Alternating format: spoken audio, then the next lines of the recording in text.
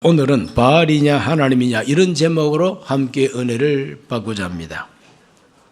예수님 오시기 전 약 870여 년 전에 이스라엘 나라, 남쪽에는 유다 왕국이고 북쪽에는 사마리아를 수도로 하는 이스라엘 왕국이 있었습니다. 그 이스라엘 왕국은 이스라엘 10지파가 공동체를 이루고 나라를 형성했습니다. 유다 왕국은 유다 지파하고 베냐민 지파만 두 지파만 뭉쳐가지고 유다 왕국, 다윗 왕국이 됐습니다. 그런데 그 북쪽에 있는 이스라엘 왕국에 아합이라고 하는 왕이 등장하게 됩니다. 이 아합 왕이 장가를 갔는데 무당하고 결혼을 했어요. 어떤 무당이냐 하면은 바알과 아세라 우상 숭배하는 무당입니다. 바로 이 무당이 이세벨인데, 이 이세벨이 왕비가 돼서 시집을 와가지고는 이스라엘 나라에 있는 야훼 신앙, 즉 하나님을 섬기는 신앙을 말살시키기 위해서 선지자를 찾아서 죽입니다. 야훼 이름을 부르는 제사장이 있으면 제사장을 찾아서 죽입니다. 그리고 사마리아 성에다가 바알 신전을 크게 건축을 해가지고 거기에 450명 바알 제사장들을 불러오고 또 아세라 신전을 건축해가지고 아세라 목신 숭배하는 400명의 제사장들을 불러옵니다. 도합 850명의 우상 숭배 제사장들을 갖다 세워놓고 주의 종들은 골라 색출해가지고 죽이고 이렇게 하면서 바알 신앙을 활성화시킵니다. 이 바알 종교의 핵심적인 가르침이 뭐냐 하면은 바알을 기쁘게 하면, 바알을 기쁘시게 하면은 우리에게 농사가 잘 되도록 이른비 늦은 비를 주고 자손들이 번성하게 해준다는 거예요. 그러니 잘 되게 해준다. 요즘 말로 말하면 복 준다는 거예요. 기복신앙. 바알을 기쁘게 하는 방법은 무엇이냐? 바알을 기쁘게 하는 방법. 사람 생각을 합니다. 사람이 언제 기쁘냐? 남자와 여자가 서로 성적인 교류를 할 때 그때가 기분 제일 좋다는 거예요. 그러니까 바알 신도 틀림없이 그걸 제일 좋아할 거야. 그래서 바알 신전에서 여자들, 바알 신전에 있는 신전 창녀라 그럽니다. 아주 예쁜 사람들만 다 골라놨어요. 그래서 이스라엘 남자들을 불러서 바알을 숭배하게 하고 바알 신상이 내려다보는 데서 음행을 하게 하는 겁니다. 그럼 바알 신이 가만히 사람들이 이렇게 쾌락을 즐기는 걸 내려다보고 쟤들 기분 내네? 우리도 한번 기분 내볼까?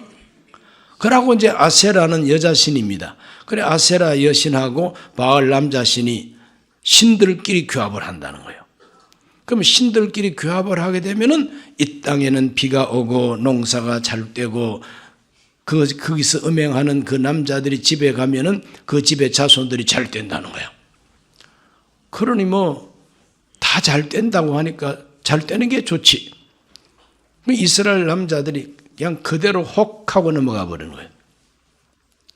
그럴 때 엘리야라고 하는 선지자가 하나님의 말씀을 듣고 예언을 하게 됩니다.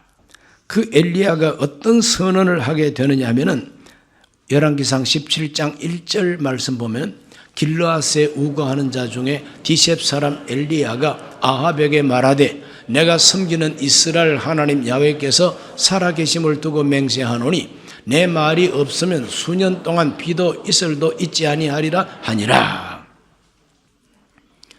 이스라엘 백성들이 그토록 사모하고 그토록 복받기를 원하고 이슬이 내리고 비가 내리기를 그토록 바라고 바알 숭배하는데 하나님의 종 선지자가 나타나서 내가 말하기 전까지는 비도 오지 않고 이슬도 안 내린다는 거예요. 그리고는 숨어버렸어요. 아합 왕이 엘리야 체포 작전을 폈습니다. 현상금도 걸었겠죠. 엘리야 잡아오면 상 준다고 현상금도 걸었을 거예요. 그건 어디 숨었는지 알 수가 없어. 3년 동안 비가 오지 않습니다. 3년 동안 이슬도 안 내립니다. 그러면 모든 땅이 바싹 마르고 가축들도 죽어가고 사람도 죽어가고 그 이스라엘 백성들이 그 이상하다. 바알 숭배하면은 비 온다 했잖아. 바알 숭배하고 그 신전 창녀들하고 놀아나면은 다 잘 된다고 그랬는데 이게 뭐냐. 그 백성들 마음에 점점 바알에 대한 의심이 이제 생겨나게 되는 거죠. 그럴 때에 3년 만에 엘리야가 딱 나타납니다. 나타나서 저 아합 왕에게 가가지고 고해라. 내가 나타났으니 나하고 좀 면담하자 그래라. 그래 아합을 만나게 됩니다. 그 아합에게 담대하게 말합니다. 아합 왕이요. 이렇게 가물고 메마르고 이슬도 안 오는 것은 다 당신 책임이에요. 바알 신이 뭐 비 오게 하고 이슬 많이 내리게 해서 풍년이 되게 한다고? 풍년하면 내놔봐. 다 말라 비틀어지고 죽고 있지 않아. 그러므로 저 갈멜산에 바알 제사장, 아세라 제사장들 싸그리 다 모아. 나는 한 사람이야. 나 한 사람만 남았어. 주의 종들 당신이 다 죽이지 않았어. 나 하나 남았어. 나하고 850명이 갈멜산에 올라가서 제단 쌓아놓고 나는 내가 믿는 야훼께 기도하고 바알, 아세라 선지자들은 자기들의 신의 이름을 부르고 위에서부터 불이 내려와서 제물을 태우면 불 내려주는 신이 참 신으로 하자고 그와 같이 담대하게 말합니다. 엘리야의 도전입니다. 엘리야의 도전 18장 21절을 다 같이 한번 읽어보겠습니다. 엘리야가 모든 백성에게 가까이 나아가 이르되 너희가 어느 때까지 둘 사이에서 머뭇하려느냐. 야훼가 만일 하나님이면 그를 따르고 바알이 만일 하나님이면 그를 따를지니라. 백성이 말 한마디도 대답하지 아니하는지라. 백성들이 할 말이 없습니다. 바알이 하나님이냐 야훼가 하나님이냐 선택하라는 겁니다. 너희들이 어느 때까지 이 두 사이에서 머뭇하려느냐. 여기 한번 봤다가 저기 한번 봤다가 이러지도 못하고 저러지도 못하고 이리 갈까 저리 갈까 차라리 돌아갈까 점프를 해버릴까 칵 죽어버릴까 오만 생각을 다 한대요. 바알이 하나님이냐 야훼가 하나님이냐 너희 섬길 자를 택하라. 담대하게 도전을 하게 됩니다. 어느 때까지 머뭇하겠느냐. 불로 응답하는 신이 참 신이다. 만일 야훼가 하나님이면 그를 따르고 바알이 하나님이라고 믿어지면 바알을 쫓아가라. 이와 같이 엘리야가 담대히 도전해가지고 갈멜산에서 종교 대결, 신앙 대결, 영적인 대결이 영적인 전투가 이루어지게 되는 겁니다. 이 사건을 통해서 우리는 두 가지 메시지를 듣게 됩니다. 첫째는 따라합시다. 머뭇거리지 말라. 머뭇거리지 말라. 영적인 전투에서는 절대 머뭇거리면 안 됩니다. 주저하면 안 됩니다. 태도가 확실해야 되는 거예요. 정체를 밝혀야 되는 거예요. 미적지근하면 안 되는 거예요. 그리고 요한계시록에도 보면 너희가 차갑지도 아니하고 더웁지도 아니하고 미지근하니 내 입에서 토하여 내겠다 그랬지 않습니까? 무시무시한 말입니다. 토해낸답니다. 왜 토합니까? 안이 꼬아서 토하는 겁니다. 메서꺼워서 토하는 겁니다. 먹을 수 없어서 토하는 겁니다. 오늘 우리가 하나님 앞에서 태도가 정확하지 아니하면은 하나님이 토해버린다. 이런 것을 우리가 생각해야 됩니다. 엘리야가 갈멜산에서 대결할 때에 머뭇거리지 말라는 거예요. 바알이 하나님이냐 야훼가 하나님이냐 섬길 자를 분명히 택하고 그를 따르라 그랬어요. 오늘 우리 모두는 이 메시지를 우리에게 적용해야 됩니다. 머뭇거리면 안 됩니다. 요즘 같은 대한민국의 이 탄핵 정국, 이와 같은 시대를 살면서 어느 한쪽도 택하지를 못하고 머뭇거리는 목사님들도 많습니다. 그 머뭇거리는 목사님들이 제일 잘하는 말이 뭐냐? 기도합시다. 이거밖에 없어요. 기도합시다. 그게 피난처입니다. 기도하자 그러면은 이쪽도 저쪽도 공격하지 못하겠지. 그 중간에 딱 서 있습니다. 제일 비겁한 태도일 수도 있는 거죠. 그렇죠? 물론 기도는 해야죠. 그거는 기본입니다. 그러면 기도를 했으면은 뭔가 하나님의 응답을 받고 뭔가 판단이 서서 행동을 바로 해야 될 거 아니에요. 그러면 기도만 하고 앉아 있다고요. 여기서 이기면은 그 봐, 내 걸을 줄 알았어. 이쪽에서 이기면 그 봐, 내 걸을 줄 알았어. 요 말 하려고. 쥐새끼 같은 것들. 머뭇거리지 말라고 하는 것이 하나님의 메시지입니다. 오늘 저와 여러분도 하나님 앞에서 하나님이냐, 우상이냐, 하나님이냐, 돈이냐, 하나님이냐, 내 자존심이냐, 여러 가지 등등 딱 비교될 때에 단호하게 하나님을 선택하게 되시기를 주 이름으로 축원합니다. 두 번째 메시지는 뭐냐? 선택했으면 행동해야 된다는 거예요. 머뭇거리지 말고 선택을 했으면 행동을 해야 됩니다. 바알이 하나님이면 바알 쫓아가야 된다. 바알 따라가야 된다는 거예요. 야훼가 하나님이면 야훼 따라가야 된다는 거예요. 그래서 엘리야는 백성들에게 선택을 강조합니다. 바알이냐 하나님이냐 행동을 강조합니다. 그러면서 백성들이 선택을 바로 할 수 있도록 실체적 진실을 보여줍니다. 실체적 진실이 뭐냐? 눈으로 볼 수 있는 증거가 뚜렷한 바로 그것이 실체적 진실인 것입니다. 말만 해가지고 안 돼요. 추측해가지고 안 됩니다. 지식 가지고 안 됩니다. 설명 가지고 안 됩니다.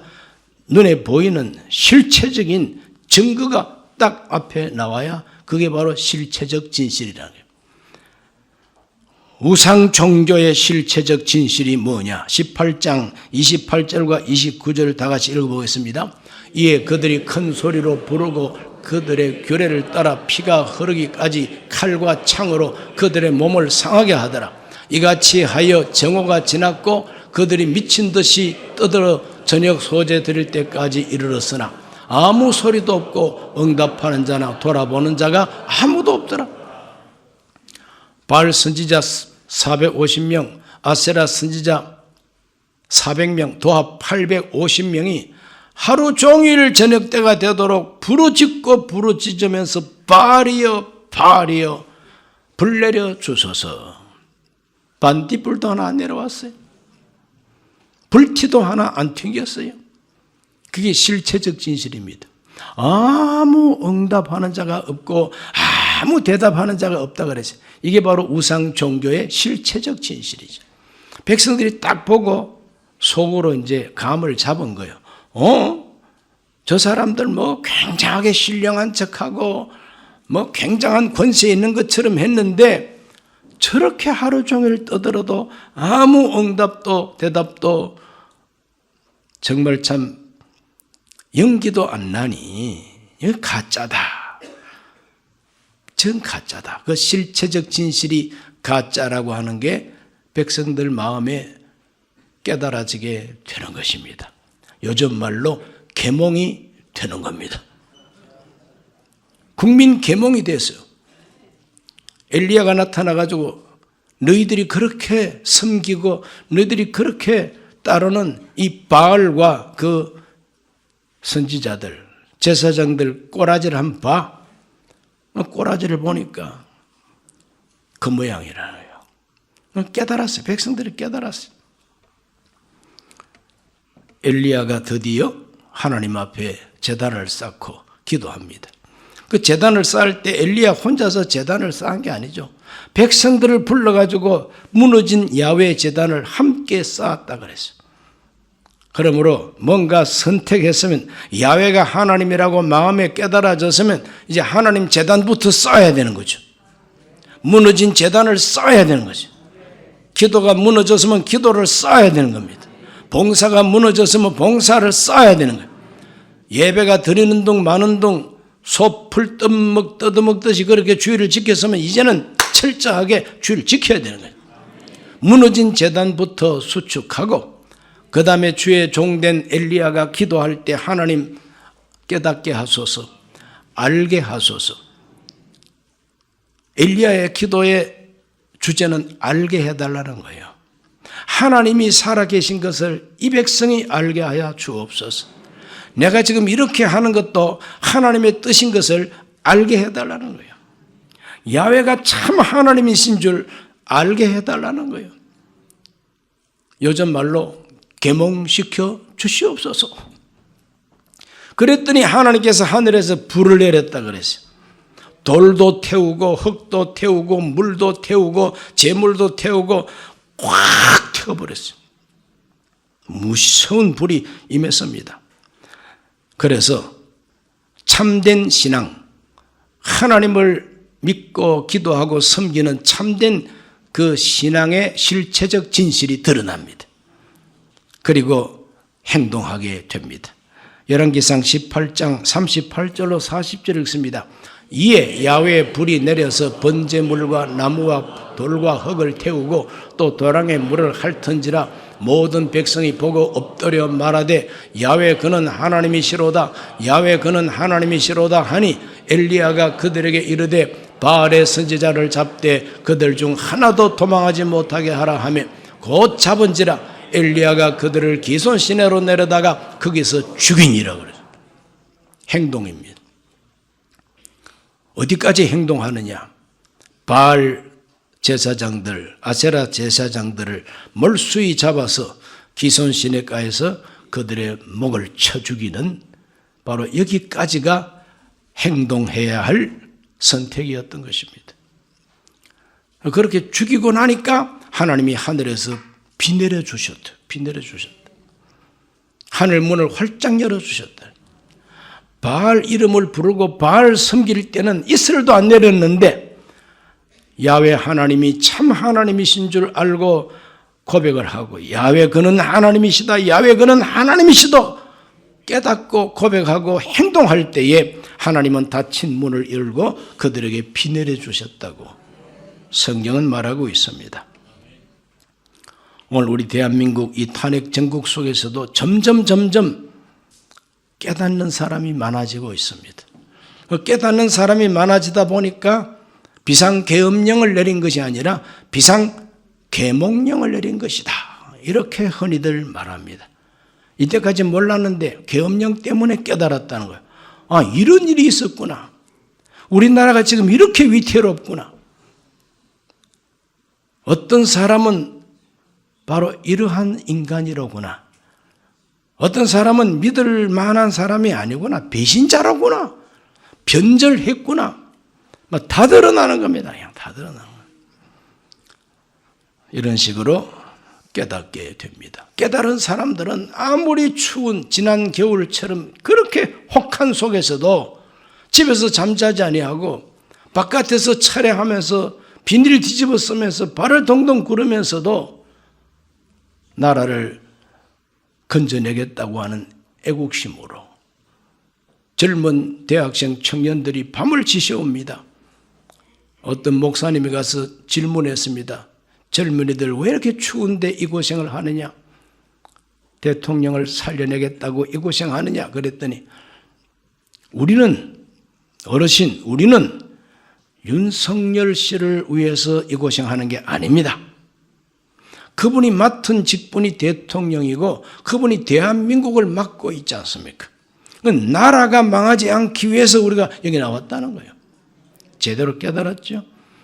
이렇게 깨닫는 젊은이들이 점점 많아지고 있습니다. 심지어는 고등학생, 중학생까지 이제 나옵니다. 대한민국 여러 도시에마다 동시다발로 토요일만 되면은 세이브 코리아 이렇게 해가지고 주로 기독교인들이 모여서 기도회를 하고 탄핵 반대 운동을 하는 거대한 군중 집회가 사방에서 열리는데 그게 80% 이상이 다 기독교인들이에요. 이 광화문에 모이는 수많은 저 군중들도 기독교인들이 대다수요. 하나님 앞에서 뭔가 깨달은 사람이죠. 깨달은 사람. 깨달았기 때문에 그들은 변함없는 애국심을 가지고 계속해서 애국 운동을 하고 있는 겁니다. 야훼가는 하나님이시다. 야훼가는 하나님이시다. 바알 선지자를 척결하라. 잡아서 다 죽이게 됩니다. 영적으로 승리하게 되는 것이죠. 내일은 3월 1일입니다. 106년 전 나라를 잃어버린 이 백성들이 만세운동을 일으켰는데 3월 1일 날 일으킨 이 만세운동이 꺼지지 않는 불처럼 계속해서 일어나고 전국적으로 일어나고 세계 우리 한국인들이 가 있는 곳에는 다 만세운동이 다 일어나고 단군 이래 가장 많은 이 나라 백성들이 같은 제목을 위해서 만세를 부르고 단결하고 목숨을 바치면서까지 모였던 바로 그 군중 민중 운동은 3.1 운동인 것이죠. 일본 군경에 의해서 제압당하긴 했지만 그러나 그와 같은 국민 에너지가 있었기 때문에 임시정부도 수립하게 되고 2차 세계대전이 끝났을 때에 코리아를 독립시키겠다고 카이로에서 회담을 할 때 약속을 강대국이 하게 되는 것이죠. 우리가 독립운동도 안 하고 만세도 안 부르고 가만히 있었으면 쟤들은 그 일본 사람들한테 눌려 사는 게 좋은가 봐. 그대로 버려두자. 그랬으면은 오늘 우리들은 덴노 헤이카 판자이라고 살고 있을 거예요. 대한 독립 만세를 불렀기 때문에 그래 너희 대한은 독립을 해야 되겠다. 이렇게 된 것이죠.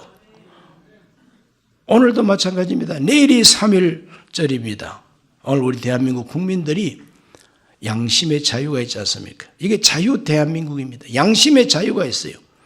우리 성도 여러분 가운데 윤석열 대통령 빨리 탄핵하면 좋겠다고 생각하면은 제가 장소 가르쳐 드릴게요.